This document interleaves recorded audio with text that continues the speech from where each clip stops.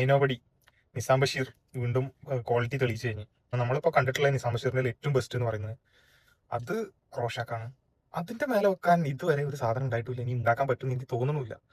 ഐനോബഡി എന്ന് പറയുമ്പോൾ ഒരു ഹൈ ത്രില്ലർ ആയിട്ട് തുടങ്ങി, ഫസ്റ്റ് ഹാഫിൽ പക്കായിട്ട് കൊണ്ടുപോയി. അതായത് നമ്മൾ ആ ഫസ്റ്റ് ഹാഫിന്റെ ഇന്റർവെല് വരെ അത്രയും മുൾമുനയിൽ നിർത്തുന്ന രീതിയിൽ തന്നെ പക്കായിട്ട് അതിന്റെ സ്ക്രീൻ പ്ലേയും ഡയറക്ഷനും ഒക്കെ പക്കായിരുന്നു. പിന്നെ മ്യൂസിക് എടുത്തു പറയേണ്ട കാര്യങ്ങൾ നോക്കുകയാണെങ്കിൽ മ്യൂസിക് ജെയ്ക്സ് വിജയ് കത്തിച്ചിട്ടുണ്ട്.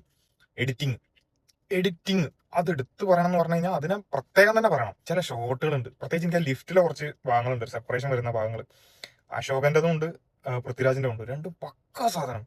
ഫൈറ്റ് സീനുകളായാലും ഒക്കെ പൃഥ്വിരാജ് ഈ അടുത്ത കാലത്തൊന്നും ഇങ്ങനൊരു ഫൈറ്റ് ചെയ്യുന്ന പൃഥ്വിരാജിനെ കണ്ടിട്ടില്ല. ഇനിയിപ്പോ ഖലീഫയിൽ എന്താ ഉണ്ടാവുക എന്നുള്ളത് നമുക്ക് കണ്ടറിയാൻ വേണ്ടി വരും. ഇപ്പോൾ ഉണ്ണിമുന്തൻ കുറച്ചു കാലം മുന്നേ പറഞ്ഞിട്ടുണ്ടായിരുന്നു, മലയാള ഇൻഡസ്ട്രിയിൽ ഇത്രയും അടിപൊളിയായിട്ട് ഫൈറ്റ് ചെയ്യാന്ന് അറിയുന്ന ഒരാള് പൃഥ്വിരാജായിരിക്കുന്നു. അപ്പം അതിന്റെ ഒരു ഗ്ലിംസ് ഇവിടെ കിട്ടി.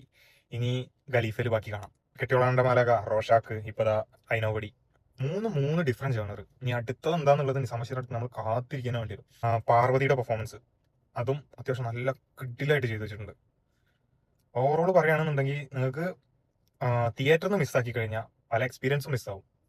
പ്രത്യേകിച്ച് ഈ സൗണ്ട്, വിഷ്വൽസ്, അതിനൊക്കെ നല്ല ക്വാളിറ്റി ഉണ്ട്. ആ ക്വാളിറ്റി നമുക്ക് മിസ്സാവാതെ കിട്ടണമെന്നുണ്ടെങ്കിൽ ഇത് തന്നെയാണ് ഏറ്റവും ബെറ്റർ. ക്വാളിറ്റി ഇത് ടോപ്പ് നോച്ചാണ്. അത് നമുക്ക് മിസ്സാവും തിയേറ്റർ മിസ്സാക്കിയാൽ.